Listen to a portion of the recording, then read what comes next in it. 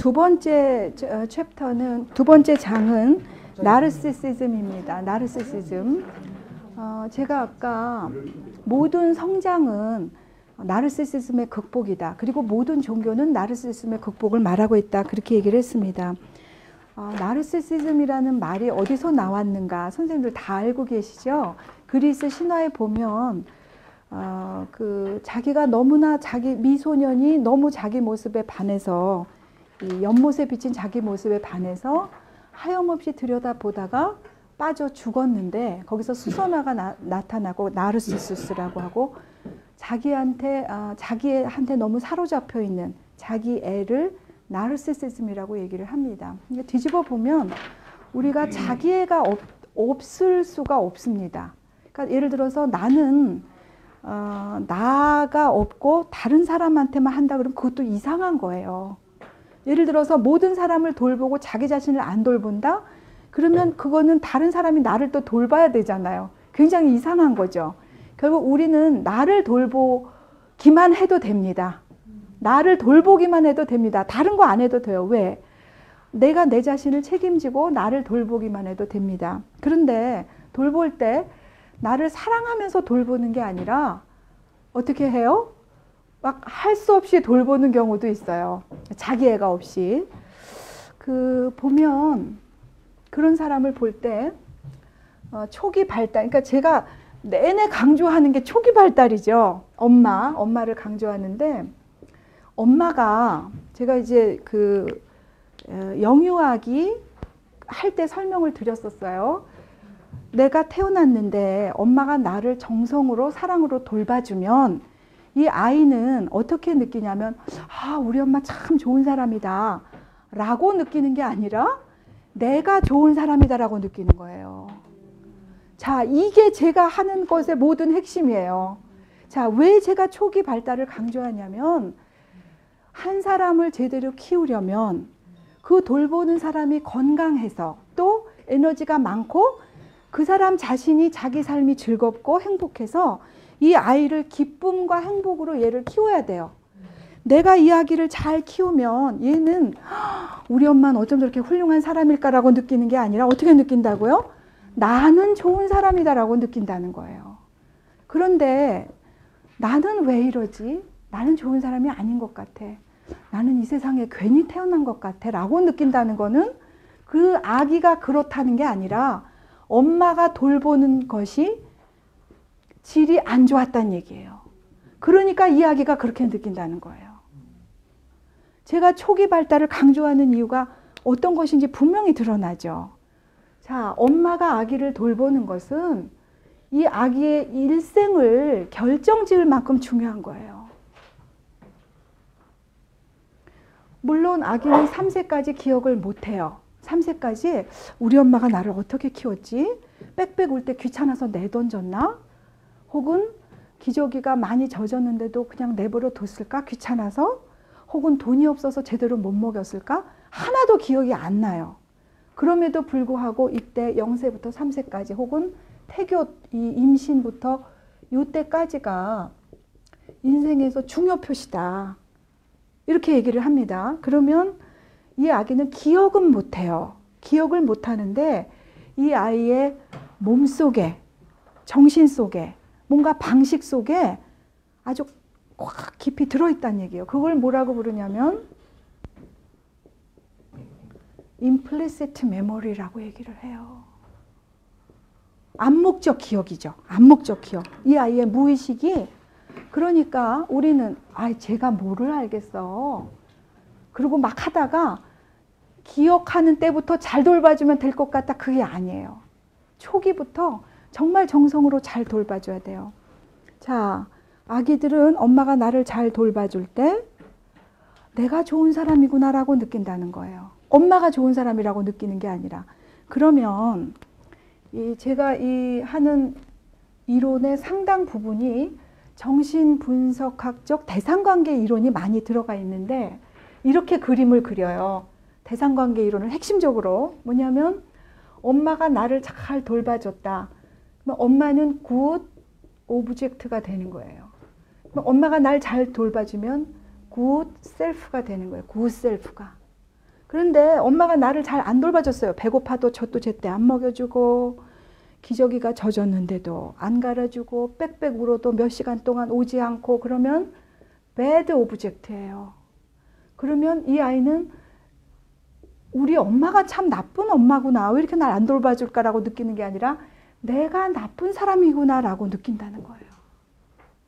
그러니까 엄마라고 하는 존재, 부모라고 하는 존재는 우리의 암묵적 기억을 거의 결정짓는 존재. 그래서 예를 들어서 제가 그 얘기를 많이 했어요. 왜 이렇게 나는 무슨 조건은 뭐 그렇게 나쁜 것까지 같지 않은데 왜 이렇게 살고 싶지가 않지? 왜 이렇게 사는 게 재미가 없지? 왜 나는 왜 이렇게 죽음에 관심이 많지? 죽었으면 좋겠지? 왜 이렇게 우울하고 불안할까 하면 여기를 한번 탐색해 볼 필요가 있다는 얘기예요. 저는 제가 언젠가요? 상당히 힘이 들었었을 때 제 이모를 찾아갔었어요. 그래서 이모가 이제 저 어릴 때를 잘 알기 때문에 그래서 제가 아하 그렇다라고 깨달은 기억이 있습니다. 저의 그 어린 시절을 제가 탐색을 했었어요. 왜 그랬을까요? 우리 엄마한테 못 물어보고 우리 엄마는 이런 걸 잘 모르는 사람이었기 때문에 우리 엄마는 둔감한 사람이었기 때문에 얘기해도 무슨 말인지 잘 모르시더라고요. 제가 시도를 안 해본 건 아닌데 그런 데는 관심이 별로 없으셨어요. 그래서 제가 이모를 찾아가서 이야기를 하고 굉장히 큰 도움이 됐었습니다. 우리의 암묵적 기억. 자, 엄마가 날 잘 돌봐주면 아, 우리 엄마 좋은 사람이구나가 아니라 내가 좋은 사람이구나라고 느낀다.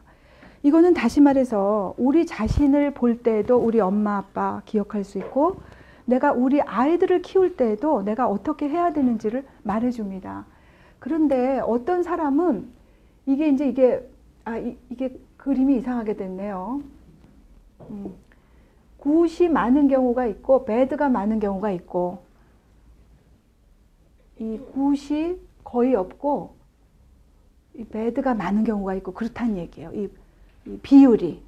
그럴 경우 이것을 결국은 좋은 대상을 만나서 내가 좋은 사람이라고 하는 감각을 회복해야지만 내가 자존감이 높아지고 내가 사는 게 재미가 있습니다.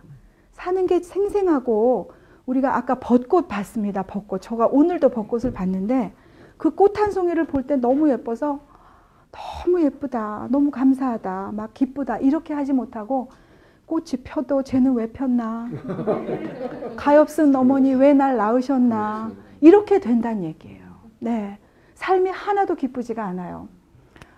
우리 삶은 어떻게 보면 진자처럼 막 신이 이렇게 보통 추가 이렇게 가만히 있을 땐 여기 있지만 막 신이 나다가도 아무리 신나도 이게 또다시 이쪽으로 가서 권태가 올 때가 있어요. 권태로움.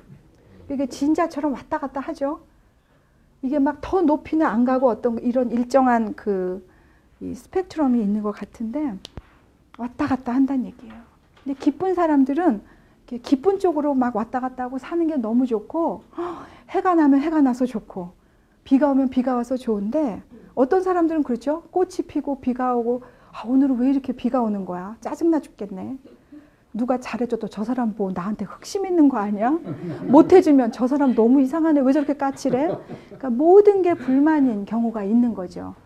그렇게 되는 것이 배드란 얘기입니다. 이게 굿 오브젝트, 배드 오브젝트, 배드 셀프, 굿 셀프 하면 이게 이제 배드가 적은 경우가 바람직하고 이게 너무 많아지면 이거를 이제 굿을 넓히는 이런 작업이 교육이기도 하고 혹은 좋은 친구를 만나는 것, 좋은 스승을 만나는 것, 좋은 강의를 듣거나 좋은 책을 보는 것, 좋은 배우자를 만나는 것일 수 있다라는 느낌입니다. 왜 이 나르시시스는 연못에 빠져서 죽었을까? 죽은 걸로 표시를 하거든요. 그러니까 결국 이 굿 셀프가 된 사람은 엄마가 나를 잘 줘봐서 나는 참 좋은 사람이구나. 그러니까 이제 잘 삽니다. 그런데 어느 정도 살다 보니까 나는 나 혼자 공주요 왕자인 줄 알았습니다. 나 혼자. 그런데 어느 날 보니까 모든 사람이 그렇게 귀한 존재라는 걸 압니다. 그것이 나의 나르시시즘의 극복입니다. 모든 사람이 나보다 더 귀하고 나만큼 귀하구나라는 걸 깨닫는 그것이 극복입니다. 그런데 이 나르시시스는 자기한테 반해서 소통 없이 자기한테 갇혀서 죽는 거예요. 소통을 못하는 것은 죽는 겁니다. 바로 그걸 말해요. 제가 아까 말한 그 둘째 딸 공주님 있죠? 그분은 무슨 얘기를 하면 듣는 것 같아요. 그런데 하나도 안 들어요. 하나도 안 듣고 결국은 자기 얘기로 100% 가요. 그러니까 소통을 못해요. 자기라는 연못에 빠져 있습니다. 그것은 결국 죽음이란 얘기입니다. 그래서 이제 이렇게 이야기를 하고 있습니다. 그 밑에 보겠습니다. 고전 정신분석의 프로이트와는 달리 자기 심리학을 창출한 하인츠 코헛은 나르시시즘에 대해서 새로운 해석을 내렸다. 그 프로이트만 해도 자기애라고 하는 것을 좀 이렇게 잘못된 걸로 봤다 그럴까요? 그러니까 예를 들어서 아이가 성장하면서 자기애에 사로잡혀 있지만 점점 발달하면서 대상애로 가야 된다고 봤습니다. 대상을 사랑하는 것으로. 근데 코헛이라는 사람이 발견한 것은 뭐냐면 이 축이 두 개라는 거예요. 자기를 사랑하는 축도 있고 대상을 사랑하는 축도 있다는 거예요. 다시 말해서 자기를 사랑하는 것이 비정상이 아니란 얘기입니다. 오히려 자기를 사랑하지 않으면 굉장히 이상한 거죠. 대신에 비정상적으로 자기를 사랑한다는 것은 뭐냐면 아까 제가 말한 것처럼 타인과 소통할 수 없는 그런 것이라면 문제가 있으나 자기애는 인간에게 기본 조건이다라고 하는 것을 발견을 했습니다. 그러면 이 나르시시즘은 우리가 출발부터 가지고 있는 것인데 어떻게 되는 것일까? 미숙한 형태에서 점차 성숙한 형태로 발달해 가는 것이지 나르시시즘이 없을 수 없다라고 본 것이 하인츠 코헛입니다. 그런데 이제 이게 왜 또 이렇게 되었냐면 프로이트는 시대적으로 그 성이 억압된 그런 시대였기 때문에 성 에너지를 해방시켰고 그것에 대해서 설명을 했다면 코헛은 1970년대, 80년대 보니까 어떤 사람들이 이렇게 병이 나는데 보았더니 이 자기가 충분히 인정받지 못할 때 병이 나는 것을 발견을 한 겁니다. 그러니까 이제 지금의 시대는 1970년대 이후로 나르시시즘의 시대예요. 미국에서 나르시시즘의 시대라는 책이 나왔죠. 크리스토퍼 레쉬라는 사람이. 그때부터는 우리는 관심이 나한테 있습니다. 그래서 이거를 보고서 이것이 비정상적인 것이 아니라 미숙한 형태에서 성숙한 형태로 발달해가는 것이구나라고 발견을 했습니다. 그래서 그전에는 자기애적 성격장애는 이건 도대체 프로이트식으로는 해석이 안 되기 때문에 치유가 안 된다라고 보았지만 이 사람은 훨씬 그것을 깊게 해석을 했습니다. 거기 보면 자기 심리학의 주요 체계 중에 하나가 셀프라는 게 있고 셀프 오브젝트라는 게 있어요.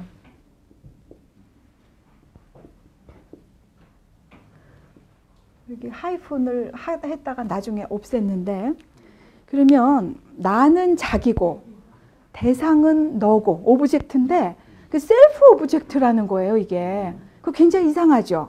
자기 대상이라는 게 이게 도대체 뭘까? 자, 이분이 발견한 거는 우리가 셀프를 유지하기 위해서 필요한 대상이 셀프 오브젝트란 얘기예요. 그런 기능을 하는 것이 셀프 오브젝트란 얘기입니다. 그전에는 인간이 독립을 한다고 생각을 했습니다. 독립을 해서 마치 다른 거 하나도 필요 없고 나 혼자서 충분히 자족적으로 살 수 있다고 생각했는데 코헛이 발견한 것은 아니다. 나라는 것이 유지되기 위해서는 많은 기능을 하는 무언가가 있어야 내가 유지된다라고 하는 것입니다. 우리는 일생 동안 이런 자기 대상의 의존심을 갖고 있다는 것을 발견했어요. 독립된 인간일지라도 예를 들면 내가 미혼이고 누구한테도 의지하지 않아요. 부모님한테도 의지하지 않아요. 그러나 이 사람이 가만히 보니까 뭐를 의지하는가? 일을 하기도 하고 친구와 우정을 나누기도 하고 혹은 종교를 갖기도 하고 이런 것이 뭔가 나를 유지하는 데 필요한 기능들이란 얘기입니다. 이 기능이 없이는 우리는 죽을 때까지 살 수가 없다고 하는 것을 발견을 했습니다. 자, 나의 자기 대상은 누구일까요? 남편일까요? 자식일까요? 무엇일까요? 내가 자기 대상이 하나도 없다? 그러면 내 자신이라도 또 하나의 대상이 되어서 뭔가 이렇게 관계를 맺지 않고는 우리 인간은 살 수가 없다는 것을 발견을 했습니다. 그런데 이분이 아주 재미난 것을 이야기를 하고 있는데요. 자기라고 하는 것을 예를 들어서 이제 건축물로 비유를 하면 두 가지 축이 있다고 얘기를 했습니다. 두 가지 축, 기둥. 그게 뭐냐면 제가 거기 써놨습니까?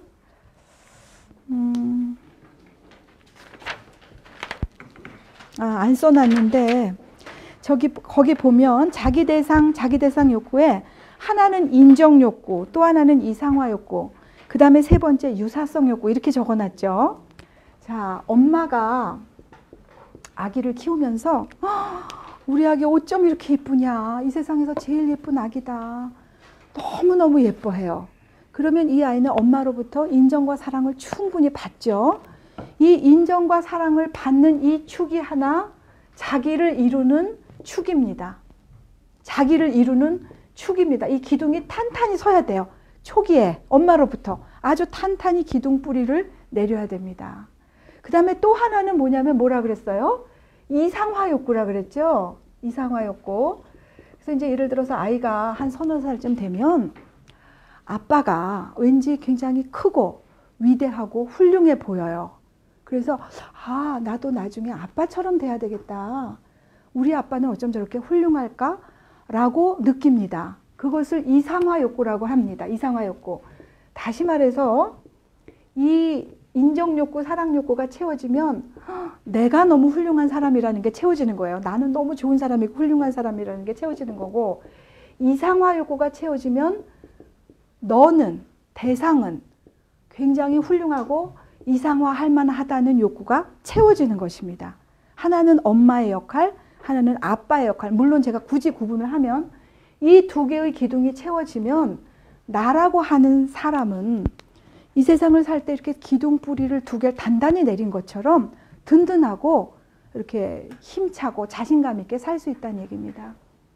그런데 이 기둥 중에 하나가 없거나 둘 다 없으면 내가 이 세상을 살 때 이렇게 디딜 땅이 없는 것 같이, 발을 디뎌야 되는데 이게 허공인 것 같이. 우리한테 제일 큰 두려움이 뭐예요? 내가 디딘 땅이 갑자기 꺼지는 것. 요새 그 무슨 현상이요? 싱크홀 현상이 많이 일어나죠. 이게 디뎠는데 이게 푹 꺼지는 것. 우리 존재의 기반이 없어지는 것. 굉장히 두려운 일입니다. 자, 초기 발달에서 엄마 아빠가 나의 인정 욕구, 사랑 욕구, 그리고 이상화 욕구를 채워주면 나는 자신 있게 다른 대상과 적절한 관계를 맺을 줄 알고, 다른 사람이 주는 인정과 사랑도 즐길 줄 알고, 나도 다른 사람을 인정해 줄 줄 알고, 내가 다른 사람을 이상화할 수도 있고 다른 사람이 나를 이상화해도 그게 대단한 게 아니라는 걸 알고 받을 수 있어요. 그러나 이게 안 서 있으면, 이게 안 서 있으면 어떻게 하냐면 공주과처럼 나 이쁘지, 나 이거 잘했지, 이걸 채워달라고 계속 애거를 합니다. 이게 텅 비었거든요. 그러니까 나 예쁘지, 나 예쁘지 계속. 이게 안 돼 있으면 어떻게 해요? 내가 이상화할 대상을 찾아서 평생 헤맵니다. 아까 우리 종교 중독 얘기했는데요. 교인 중에 저런 사람이 많아요. 가보니까 굉장히 목회자가 훌륭해 보이고, 내 남편은 맨날 바람피고 도박하는데 이 사람은 고상한 얘기만 하니까 그 사람을 이상화해서 그 교회 목사님을 보는 게 너무 좋아서 교회 가서 24시간 산다는 얘기입니다. 이상화 욕구가 안 채워진 사람, 평생 이걸 찾아서 헤매는 거예요. 내가 어디에 내 에너지를 쓸까? 그걸 사람에 쓰기도 하고 이념에 쓰기도 하고, 이념에 쓰면 굉장히 레디칼해져요. 그래서 아주 극단적이 되어서 이거 아니면 죽음이다, 이렇게 아주 굉장히 과격해지는 이유는 이상화할 대상을 아버지가 제대로 역할을 못 해줄 때.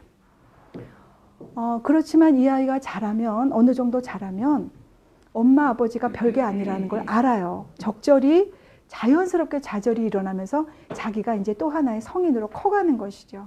저걸 초기에 안 해주면 이 아이는 평생 인정 욕구에 시달리거나 이상화 욕구에 시달리거나 둘 다에 시달리거나 한다는 얘기입니다.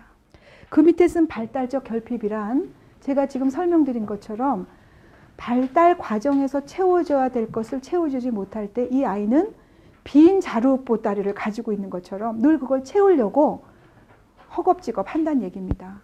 그런데 그거를 노골적으로 나는 우리 엄마가 사랑해주지 않아서 인정욕구가 안 채워졌으니 당신이 나 좀 인정해주세요. 그렇게 하지 않고 아까처럼 뭘로 해요? 일 중독, 공부, 착한 아이 컴플렉스 그런 걸로 나타나는 거예요.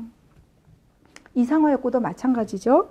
우리 아버지가 그걸 못해주면 내가 무엇에 내 인생을 투신할까 하다가 어떤 사람이 굉장히 멋있어 보이면 혹은 뭐 어떤 이즘에 뭐 그 사회주의에 혹은 평등주의에 뭐 이런 모든 자본이나 이건 잘못됐다. 그래서 이걸 다 뭐 똑같이 나눠야 된다 이런데 아주 과격하게 빠질 수가 있다는 얘기입니다. 아주 과격하게. 우리가 심리적인 건강과 불건강을 나누는 기준은 제가 볼 때는 유연성과 관용과 자연스러움인 것 같아요. 그러니까 관용이 있어야 되고 자연스러움이 있어야 되는데 제가 쉬는 시간에 우리 선생님들하고 얘기를 했는데요.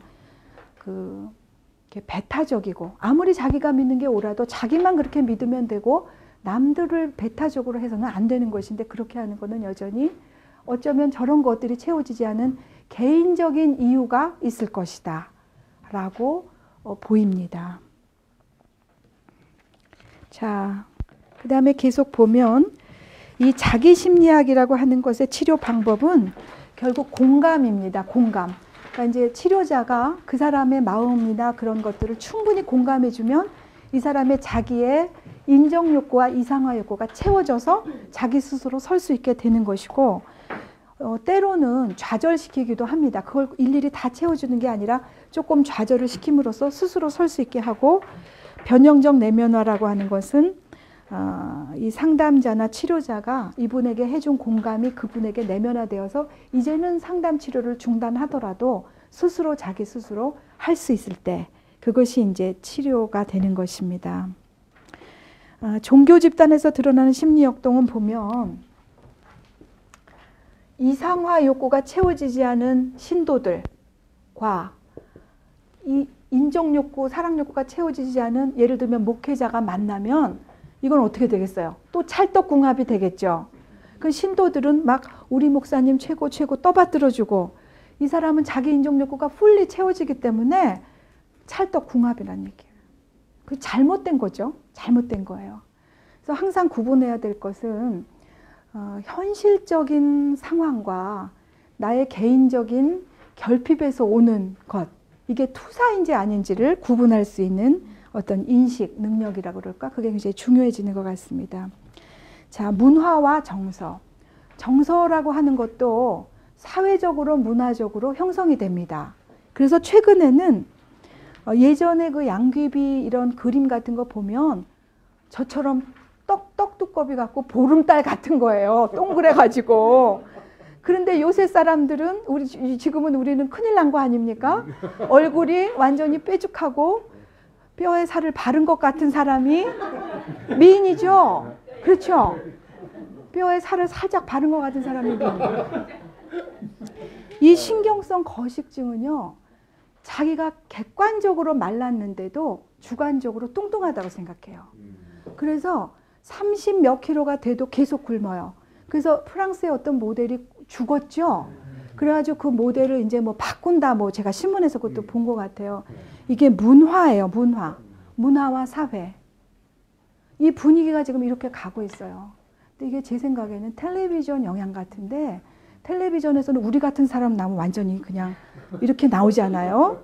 근데 날씬하면 예쁘게 나오나 봐요. 그러니까 그게 모델이 되니까 맨 그런 사람이 이제 그 당연한 줄 알고 그러다 보니까 이렇게 됐고 대학생, 여대생들 조사한 거 보면 다 내가 평균보다 뚱뚱하다 이렇게 생각을 합니다. 그래서 생리 안 하는 여성도 많고 뭐 굉장히 문제예요, 이게. 그래서 각자가 다 아름다운 건데 여성이든 남성이든 각자는 각자가 아름다운 건데 이거를 어떤 기준을 세워놓고 뭐 너는 98점이다, 뭐 너는 50점이다 이렇게 하는 것 자체가 굉장히 끔찍한 얘기입니다, 사실은. 공주병, 왕자병. 주변에 이런 사람 많이 있습니까? 예, 있죠. 네. 많지는 않죠. 가끔 있죠. 가끔 있죠. 저희 집에서 네. 예. 제 친구가 있는데요. 굉장히 똑똑한 아이인데 집이 너무 가난했어요. 집이 너무 가난해서 이제 뭔가 그 부모님이 조금 서포트를 해줬으면 훨씬 잘 될 수 있을 텐데 그냥 어느 정도 됐는데 이제 남편을 만났거든요. 제가 그 친구가 미국에 살아서 오랜만에 여기를 방문하게 됐는데 보니까 그 공주도 아니고 왕비가 됐어요. 왕비. 이 사람을 완전히 이렇게 섬기는 그 구조가 됐어요. 근데 이제 제가 그 집에서 아침 식사를 하게 됐어요. 하룻밤 자고. 그랬는데 무슨 뭐라 그러죠? 그 조개를 넣고 무슨 죽을 끓여주라 남편이 그랬어요. 근데 제 친구가 그냥 저는 아침에 빵하고 커피만 먹으면 되거든요. 그렇게 내가 신신당부한 거예요. 너 제발 뭐 아무것도 하지 마라. 그래서 그렇게 준비했더니 남편이 이제 그 대접이 소홀했다고 아마 느낀 모양이에요. 그래서 아, 왜 내가 죽하라 그랬는데 이걸 했냐. 얼굴이 되게 싹 변했어요. 그리고 그 내내 돌아다니는데 남편하고 이야기를 안 하는 거예요. 그래서 이제 왕비병이 됐더라고요. 그러니까 뭔가 이게 구조가 이렇게 돼버리면 왕자병, 공주병, 왕병, 황제병까지 있죠. 성형 중독.